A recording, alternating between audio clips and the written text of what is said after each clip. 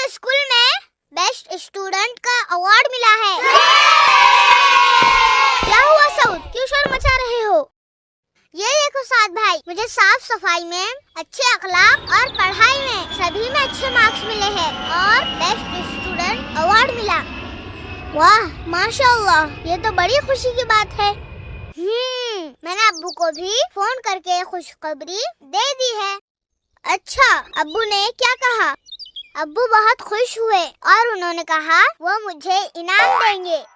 अरे वाह, ये तो एक और खुशखबरी है।